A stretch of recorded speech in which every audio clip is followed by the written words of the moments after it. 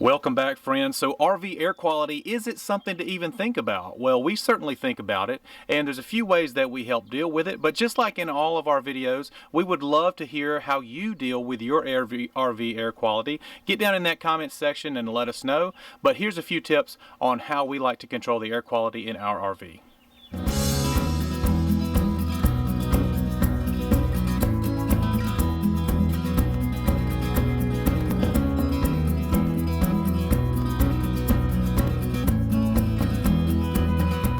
So the first area we like to concentrate on is not letting the air quality deteriorate in the first place. And the thing we really worry about is mold and mildew. So what we always do as often as we can is we let the RV air out. So whether or not it's getting ready to go camping or we're at the campsite, if it's a nice day and it's not too humid outside, open up all the windows, open up all the exhaust fans, let this thing get some fresh air in it. So in a perfect world, we would love to use a dehumidifier in the rig while it's in storage, but we don't have power for that. So what we like to use while it's in storage is damp rid. Now we used to use the big buckets. They were about this big around and about this tall, and they worked great, but they were disposable and you just had to continually throw them out. So what we did find, and I don't know how old this is, but we just recently found it at our big box store, is damp rid.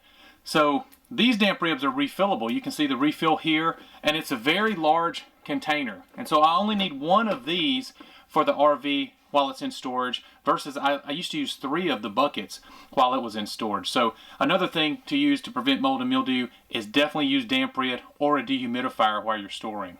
And finally, our last tip to help control mold and mildew, while we're camping, we always use the rule, run your exhaust fan in your bathroom until the mirror becomes unfogged, at least that long. And if you can run it a good bit longer, that's great too, until your towels and everything dried out. And that really makes sure you get all the moisture out of your bathroom.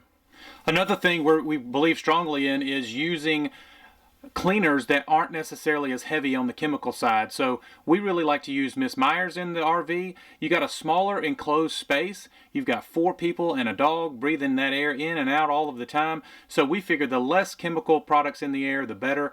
We really like the Miss Myers. There's several other products out there, but Miss Myers we think smells the best. All right, next up on the list is obviously an air purifier. So we chose this particular air purifier because it was a little more compact and it was HEPA certified. But there's also other ways to pure the air. A lot of people like salt lamps, and if you know anything about salt lamps, you'll know that they supposedly emit negative ions, which helps pick up dust and eliminate particulate matter out of the air. I don't know. You tell me. Do you believe in salt lamps? That's one of the comments you can put below.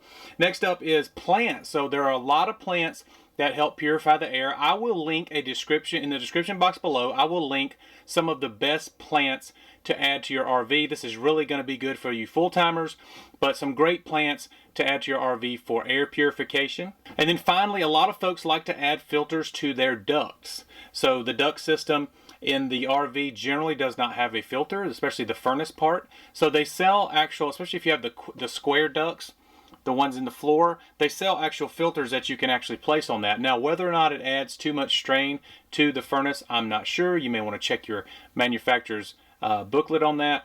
But yeah, it could be well worth your time to actually add filters to your ducts. And finally, one last tip you might find helpful. We really don't have this issue in our particular RV because we don't have a lot of carpet. But if you do have a lot of carpet, you may want to consider removing that carpet. So the carpet obviously holds dander and dust and mold spores. All of that's much more difficult to remove when you have carpet. There are some really, really great what I call lick and stick flooring that looks like hardwoods or aged wood that you can use for flooring. So you may want to consider removing that carpet and replacing it with something that's less conducive to particulate matter. Like I said, guys, we would love to hear your comments and your suggestions on how to control and better the air quality in your RV. The comment section, our comment section is really awesome because it becomes a very nice resource for those that are researching what they should be doing. So we really love the folks that comment. And if you enjoyed this video, man, we'd really appreciate it if you shared it with your camping buddies, share it in your Facebook groups, let everyone know that we're here. We're closing in on 5,000 subscribers, which to us is just crazy. And we've got a really awesome giveaway coming. You won't believe some of the prizes that we've got. So it's going to be really great. So I hope you enjoyed today. And if you did enjoy this video, make sure to subscribe.